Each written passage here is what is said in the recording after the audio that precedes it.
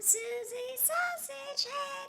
So, let me tell y'all about the time Susie's sausage head friend invited her and a few other friends over for libations. Susie's friend had recently returned home from a trip out of the country, and she was keen to share pictures, gifts, and souvenirs from her trip. While Susie and the rest of the ladies were talking, laughing, dancing to music, and partaking in libations and flour, the hosting friend announced that she had one more thing she wanted to share with everyone in attendance.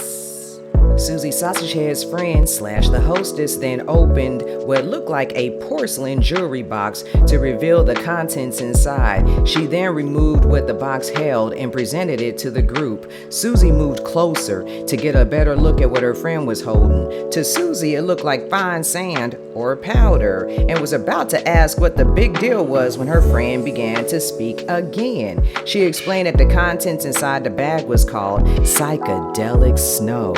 It was popular in the region Susie's friend had visited, and though taking it out of the country was prohibited, the cargo carried that day on board the plane by Susie's friend went unnoticed by customs and all other official bodies.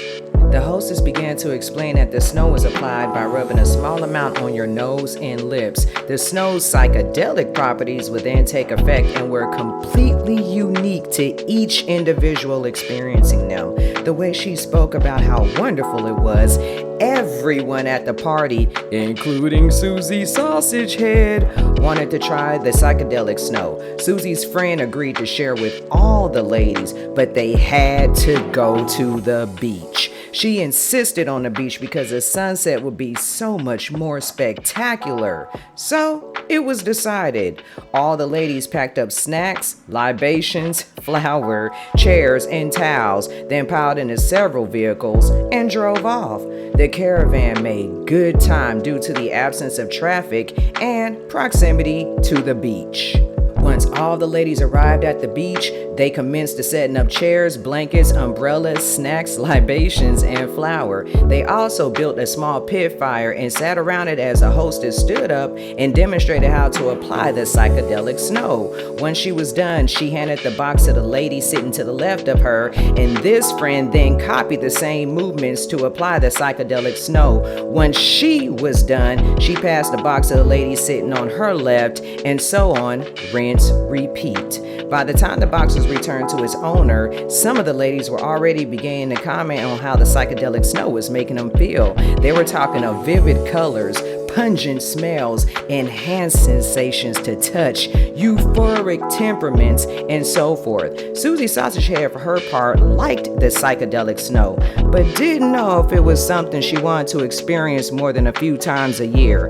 Nonetheless, she was enjoying this moment with her tribe and was fully living in the moment when the vibe changed.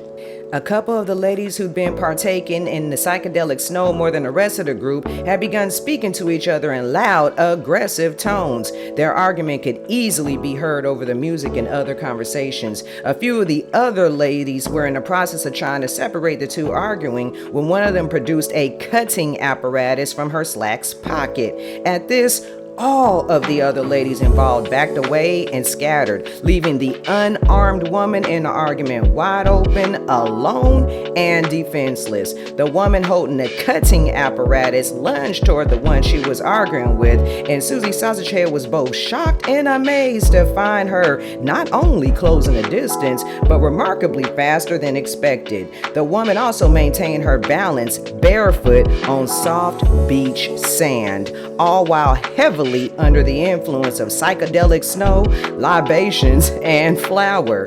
Additionally, the woman's center of gravity seemed to be centered around her bust, yet she defied the laws of physics when she leaned into her lunge and moved with a skill Susie had only witnessed during NFL games. The woman maneuvered around umbrellas, chairs, and coolers. Heck, she sidestepped the pit fire by a narrow margin, all while having her hand raised above her head in a ready strike position. Susie watched all of this, thinking to herself, I wonder what she did to set her off. The end.